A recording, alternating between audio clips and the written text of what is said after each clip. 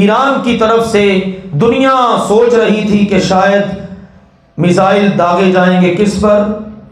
اسرائیل پر، ہیں بڑی جناب دھوم دھام اور بڑکیں اور بڑا کچھ، لیکن دیکھو اس نے میزائل داغے تو کس پر؟ پاکستان پر۔ یہ چیزیں آپ دیکھ لیجئے، اس لیے ہم کہتے تھے یہ جو اردا گرد ہمارے یہ دشمنان اسلام نے جال پھیلائے ہوئے ہیں نا، پاکستان ان کے اندر گھرا ہوا ہے اور پاکستان ان کو برداشت نہیں ہوتا۔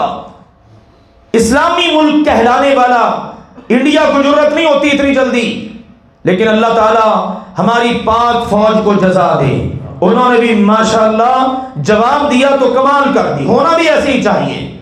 ہماری سرحدوں کو اس طرح سے پامال کوئی کیوں کرے، اور یہ بڑا اچھا اقدام ہے۔ بہرحال جنگ کی جو صورتحال ہے وہ کسی بھی ملک کے لیے، کسی بھی خطے کے لیے یہ کوئی اچھی بات نہیں ہے، لیکن اس سے دیکھ لو چہرہ نمایاں ہو چکا ہے، کھل کے سامنے آ چکے ہیں۔ وہ جو بڑکے مار رہے تھے وہ حماس کے ذمہ داروں کو کہہ رہے تھے کہ جناب تم نے ہماری اجازت کے بغیر ہی اٹیک کر دیے، جاؤ ہم تمہاری ہیلپ نہیں کریں گے۔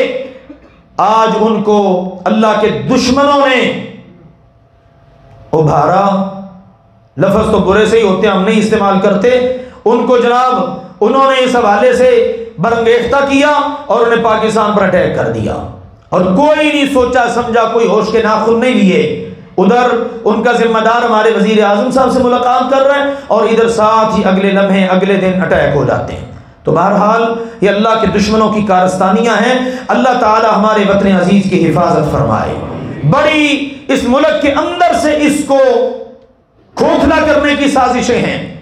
بلوچستان کے لوگوں کی تحریکیں اٹھا دی گئیں، راہ کے ایجنٹ اس ملک کے اندر تحریک آزادی کشمیر، جموں کشمیر، اس کے جو لوگ ہیں روح رواں ہیں ان کو چن چن کر شہید کر رہے ہیں، اس ملک کے امن کے ساتھ کھیلا جا رہے ہیں، بس دنیا کو یہ دکھانا ہے دیکھو جی یہاں پر بڑی بد امنی ہے، لیکن انشاءاللہ بد امنی نہیں ہوگی اللہ کے فضل سے۔